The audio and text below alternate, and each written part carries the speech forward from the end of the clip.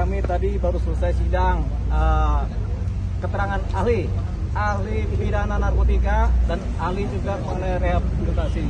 Di samping saya ada Pak Anang Iskandar, ya, mantan kepala BNN yang akan bercerita banyak tentang hakikat seorang pengguna dan apa yang terbaik bagi seorang pengguna narkotika, ya, yang kecanduan tentunya, ya. Jadi tidak banyak bicara, silakan bertanya kepada Pak Anang Iskandar yang adalah mantan kepala BNN sejak tahun 2012 sampai dengan 2015. 4 tahun ya? 3 tahun. 3 tahun. Tadi kan dalam pledoi Bapak menjawab bahwa Faris Asep tidak bisa dijerat pengedar ya Pak? Yes. Seperti apa Pak penjelasan? Ya, Undang-Undang Narkotika membagi 6 peran. 1 peran, ya kan? Kejahatan narkotika itu sebagai penyalahguna, 5 peran sebagai pengedar. Nah, Farid ini, ya kan, dia membeli narkotika untuk dikonsumsi. Artinya yang bersangkutan penyalahguna bagi diri sendiri. Penyalahguna narkotika kalau di asesmen atau dimintakan visum, namanya pecandu.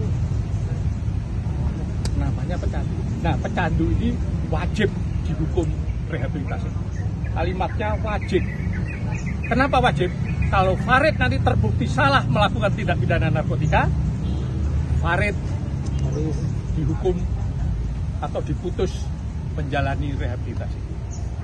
Tapi kalau terbukti Farid nanti tidak bersalah melakukan tindak pidana narkotika, maka Farid ditetapkan.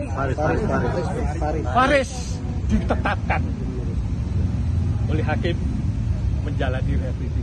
Artinya rehabilitasi wajib, baik salah maupun tidak salah terhadap penyalahguna itu wajib direhabilitasi.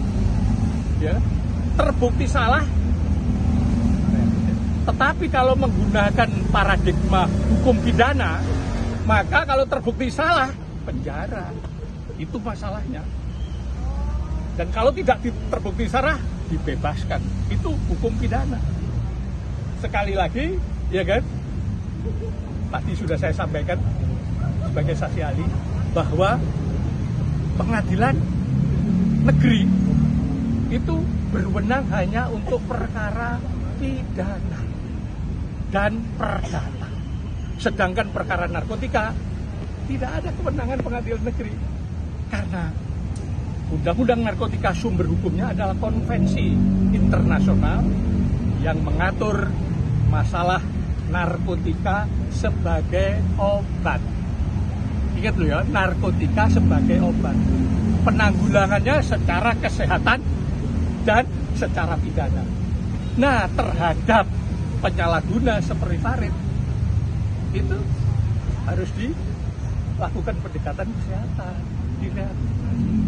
Saya kasihan, umurnya sudah tua, badannya habis. Itu membuktikan dia adalah pecandu.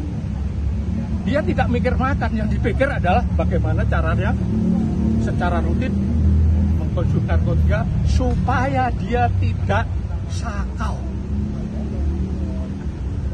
Karena narkotika itu obat.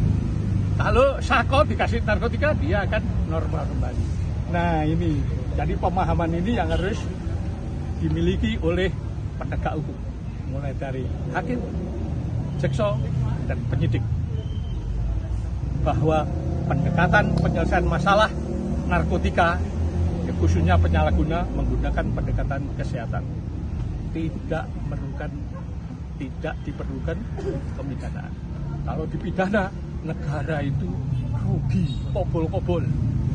Berapa biaya penyidikan, berapa biaya penuntutan, berapa biaya pengadilan, berapa biaya ngasih makan tahanan, berapa biaya membangun infrastruktur penegakan hukum, termasuk infrastruktur lapas. Padahal kalau direhabilitasi, biayanya murah, simple, tidak banyak masalah. Karena sekali lagi, kejahatan narkotika itu bukan kejahatan yang rumit, kejahatan yang simple, ya kan?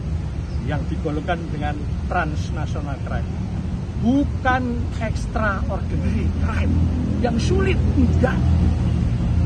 Hanya perlu sistem, yang dibangun negara ini harus pas.